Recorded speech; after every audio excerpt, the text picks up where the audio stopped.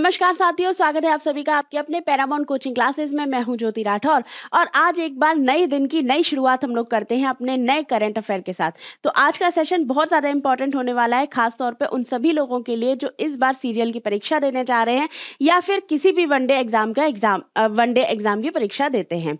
तो चलिए भाई इस सेशन को शुरू करते हैं, लेकिन उससे पहले एक रिक्वेस्ट रहेगी कि आप में से अभी तक जितने भी व्यक्ति ने, जितने भी बच्चों ने हमारा चैनल सब्सक्राइब नहीं किया है तो भैया सब्सक्राइब कर लो, बगल में बेल आइकन है उसको भी प्रेस कर दो।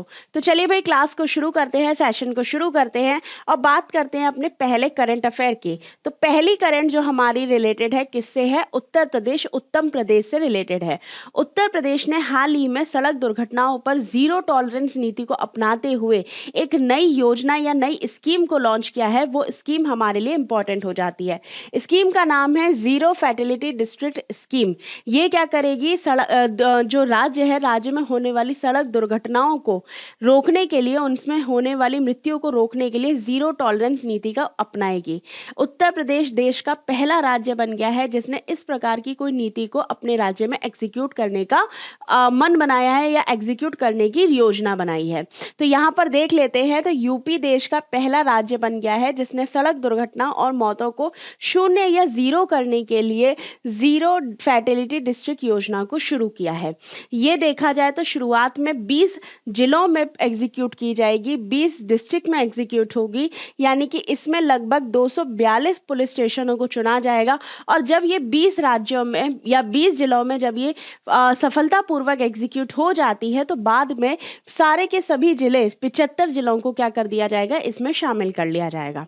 इस पूरी योजना के अंतर्गत सरकार के द्वारा 5 ई मॉडल को या 5 मॉडल को यहाँ पर दिखाया गया है जो हमारे लिए इंपॉर्टेंट हो जाते हैं।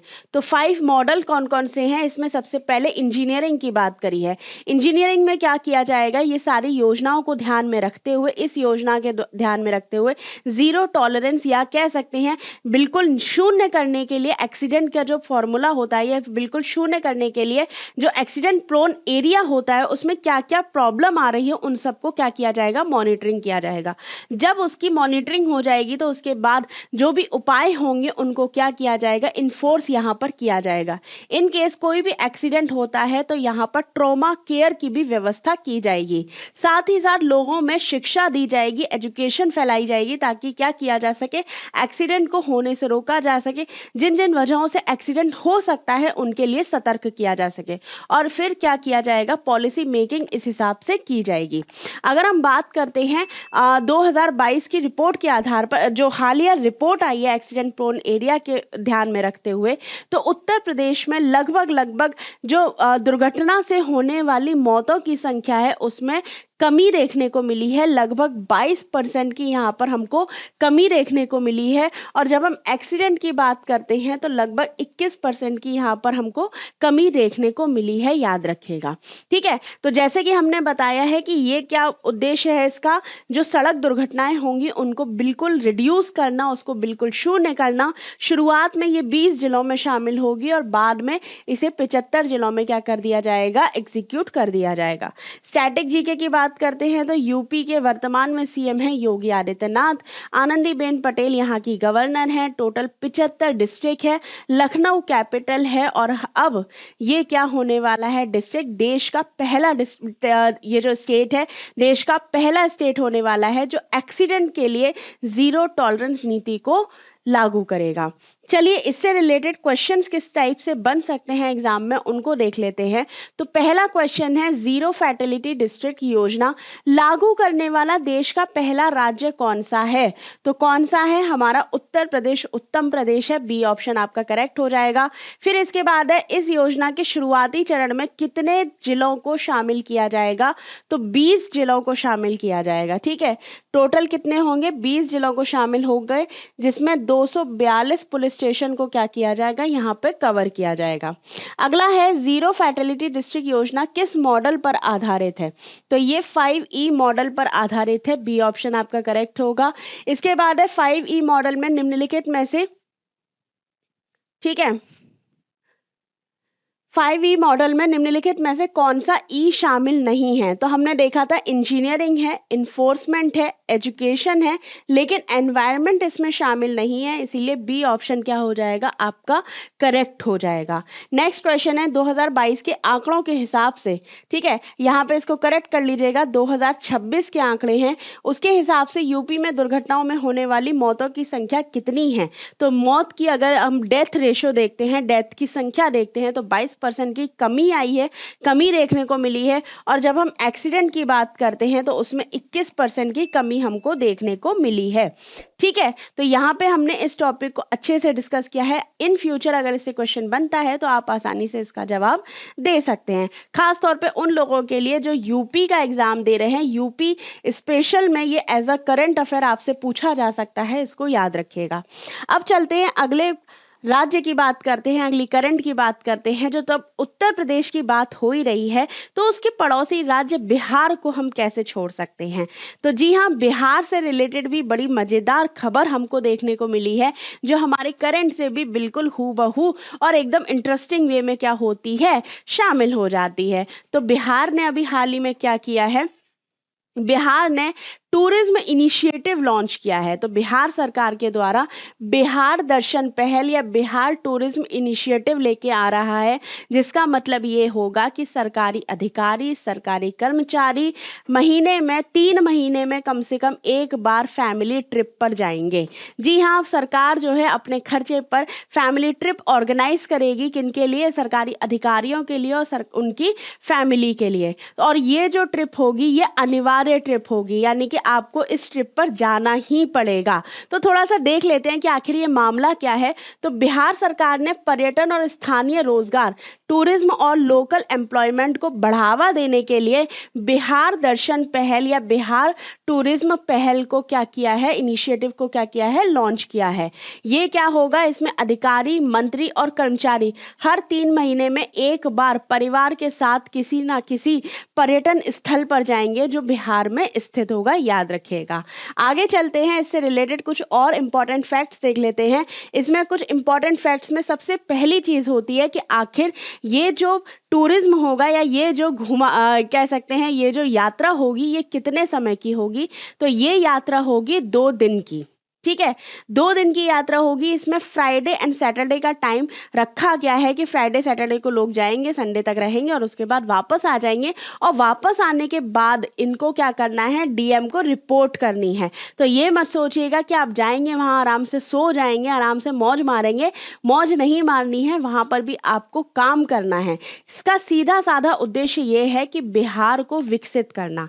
बिहार को जब भी हम अपने दिमाग में सोचते हैं तो बिहार एक तरीके से हमको पिछड़ा हुआ स्टेट के रूप में देखने को मिलता है। जबकि बिहार की अगर हिस्टोरिकल मॉन्यूमेंट्स की बात की जाए, बिहार के इतिहास की बात की जाए, तो बिहार वो राज्य है जिसने चंद्रगुप्त मौर्य जैसे शासकों को भारत को दिया है। तो बिहार को इतना हल्के में नहीं लिया जा सकता। और यही जो बिहार को बढ़ाने की, बिहार के प्रति लोगों की सोच को बदलने की कोशिश की जा रही है सरकार की इस पहल के द्वारा। सरकार का मानना है कि अगर मंत्री कर्मचारी अपने परिवार के साथ जाएंगे तो वहां के लोकल एरिया पर विजिट करेंगे, वहां के लोकल एरिया में जो इंफ्रास्ट्रक्चर है उसकी कमी को देखने की कोशिश करेंगे, समझने की कोशिश करेंगे कि आखिर वो कौन कौन सी जरूरत की चीजें हैं जिनसे हम क्या कर सकें, उनको सही करके टूरिज्म को बढ़ावा दे सकें। तो इसकी अवधि कितनी होने वाली है? 2 दिन का स्टे होगा फैमिली के साथ। इसका उद्देश्य क्या होगा? तो पर्यटन का विकास होगा, टूरिज्म डेवलपमेंट होगा, ग्लोबल रिकॉग्नाइजेशन होगा, ऐतिहासिक जो वैश्विक पहचान है वहां के स्थलों की, उनको वैश्विक पहचान दिलाई जाएगी। जिस तरह से यूपी ने अपने राज्य में, ठीक है, उत्तर प्रदेश ने अपने राज्य में टूरिज्म को बढ़ावा दिया है, ठीक उसी तरीके से बिहार भी अब क्या कर रहा है, टूरिज्म को बढ़ावा देने के लिए इस पहल को लॉन्च कर रहा है।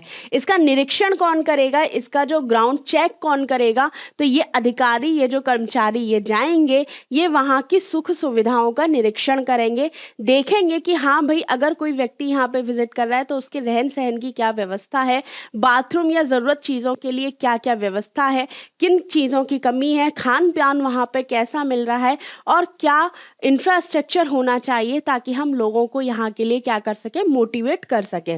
इसका प्रभाव क्या होगा, तो इससे होम स्टे, रेस्टोरेंट, इन सभी में क्या हो जाएगा, रोजगार की वृद्धि होगी। एक तरीके से लोकल एम्पावरमेंट को बढ़ाने के लिए लोकल जो रोजगार है उसको बढ़ाने की यहाँ पे कोशिश की जा रही है।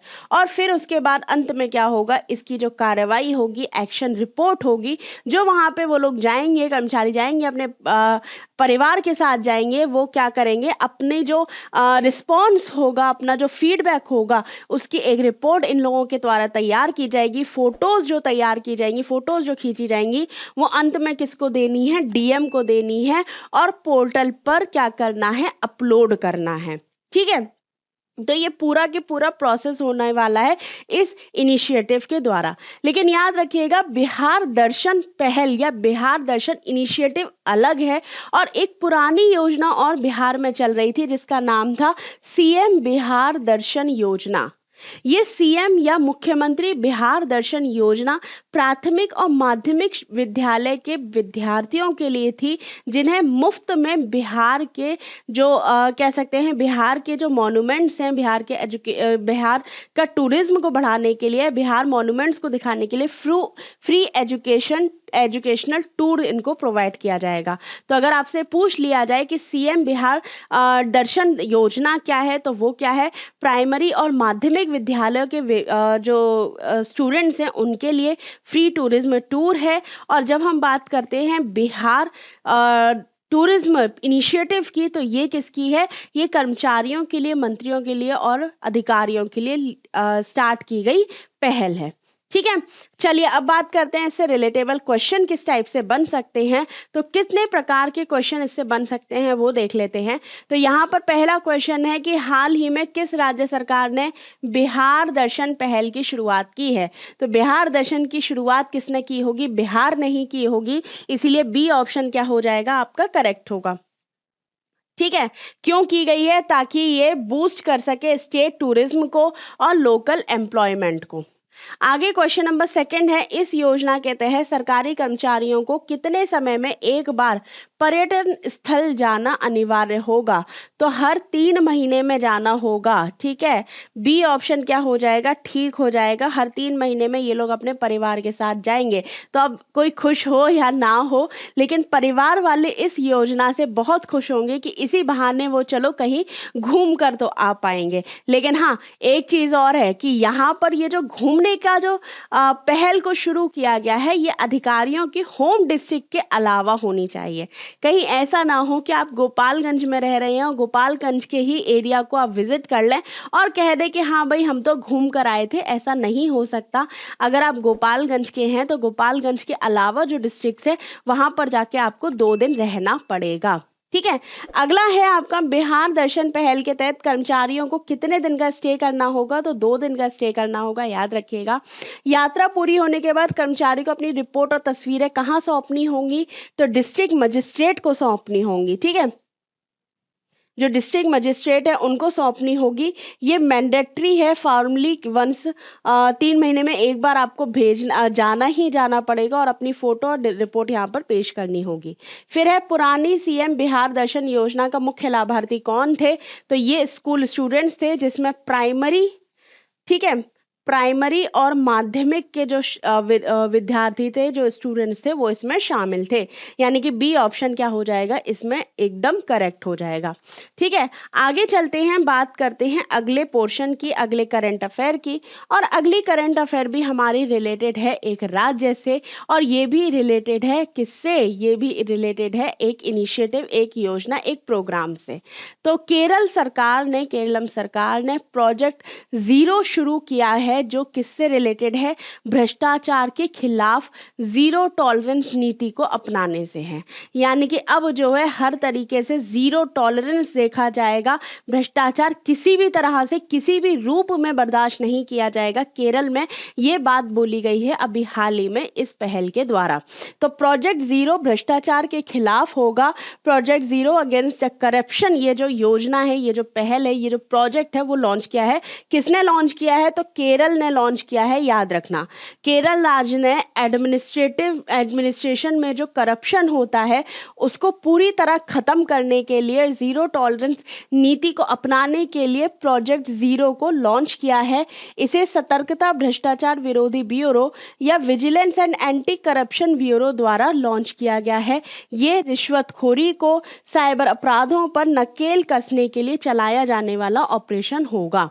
ठीक है, ये किस तरीके से काम करेगा? तो इसमें दो पहल या दो स्ट्रैटेजी पर काम किया जाएगा। पहली स्ट्रैटेजी तो होगी पार्टिसिपेशन ऑफ पीपल। ठीक है, पब्लिक पार्टिसिपेशन को यहाँ पे क्या किया जाएगा? तवज्जो दी जाएगी। यहाँ पे लोगों को अवेयर किया जाएगा कि आप क्या करें अगर आपके एरिया में या आपके ऑफिस में इस तरह से कोई भी भ्रष्टाचारिक कार्य हो रहा है, या कोई भी अधिकारी, कोई भी कर्मचारी भ्रष्टाचार कर रहा है, तो आप उसकी एक फोटो क्लिक करके कहाँ भेजेंगे? Vigilance and anti corruption bureau की साइट पर भेजेंगे। और अगर आपके द्वारा दी गई जानकारी सही निकलती है तो आपको इसके लिए 5,000 रुपए का कैश इनाम भी दिया जाएगा।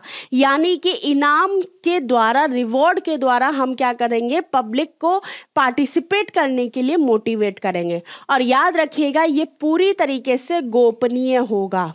ठीक है, ऐसा नहीं होगा कि आपने फोटो भेज दी और आपकी खबर निकाल दी जाए कि हाँ भाई इनने भेजी थी, इनको पकड़ो। तो ऐसा नहीं होगा। अगर आपके द्वारा ऐसी कोई भी न्यूज़ निकाली जाती है तो वो पूरी तरीके से गोपनीय होगी। दूसरी चीज़ है, इसमें टेक्नोलॉजी का यूज़ किया जाएगा। टेक्नोलॉजी यानी कि एआई के माध्यम से ये सारी चीज़ों पर नकेल कसने की कोशिश की जाएगी। इन केस अगर कोई भी खबर निकल कर आती है, किसी के बारे में शिकायत निकल के आती है, तो एआई का प्रयोग करते हुए हम उस पर त्वरित जांच या क्विक एक्शन ले सकते हैं। और साथ ही साथ जो प्राइवेसी का ध्यान होगा वो भी यहाँ पर रखा जाएगा। ये मेनली आपको समझना है। ठीक है, जब हम इसकी बात करते हैं, कुछ इंपॉर्टेंट फैक्ट्स की बात करते हैं, तो शुरुआती राज्य केरल था, जिसका अब नाम क्या हो गया? केरलम हो गया है। ठीक है, और ये जो है किसके द्वारा लॉन्च किया गया है? ये जो पहल है या ये प्रोग्राम है, इसे लॉन्च किया है under the home and vigilance ministry. Minister हैं रमेश चित्रंथला, इनके द्वारा इसको क्या किया गया है? लॉन्च किया गया है। केरल की अगर राजधानी की बात करते हैं तो तिरुवनंतपुरम इसकी राजधानी है, ये याद रखिएगा। बाकी इससे रिलेटेड जितने भी टाइप के क्वेश्चन बनते हैं उनको अब हम देख लेते हैं। तो क्वेश्चन की बात करते हैं। क्वेश्चन में फर्स्ट क्वेश्चन है, प्रशासनिक स्तर पर भ्रष्टाचार को खत्म करने के लिए प्रोजेक्ट जीरो किस राज्य ने लॉन्च किया है? तो केरल ने लॉन्च किया है, याद रखिएगा। यहाँ पर भ्रष्टाचार की बात हो रही है, हर तरीके के भ्रष्टाचार की, चाहे आप रिश्वत से ले रहे हो या फिर कोई सामान ले रहे हो या डायरेक्ट इनडायरेक्ट भ्रष्टाचार कर रहे हो, तो हर चीज पर आपकी नजर रखी जाएगी। प्रोजेक्ट जीरो किस विभाग द्वारा संचालित किया जाएगा? तो vigilance and anti corruption bureau द्वारा, सी ऑप्शन आपका करेक्ट होगा। प्रोजेक्ट जीरो के तहत भ्रष्टाचार की सही जानकारी देने पर कितने रुपए का नकद इनाम होगा? तो 5,000 रुपए का होगा, याद रखिएगा। प्रोजेक्ट जीरो में त्वरित जांच या क्विक प्रोब के लिए किस तकनीक का उपयोग किया जाएगा? तो एआई और मोबाइल ऐप का यूज किया जाएगा। प्रोजेक्ट जीरो की मुख्य रणनीति में किन दो स्तंभों की बात हुई है? तो जन भागीदारी की और एआई की, यानी कि जन भागीदारी इनाम की यहाँ पे क्या की गई है? बात की गई है। ठीक है, तो चलिए भाई इस सेशन को हम यहीं थोड़ा सा समाप्त करते हैं। इससे रिलेटेड अगर कोई भी क्वेरी हो, किसी भी प्रकार की कोई भी समस्या हो, तो कमेंट में लिखना मत भूलिएगा। और हाँ, इस सेशन को अपने दोस्तों यारों को भेजना भी कतई मत भूलिएगा। तो चलिए भाई सेशन को यहीं समाप्त करते हैं। धन्यवाद।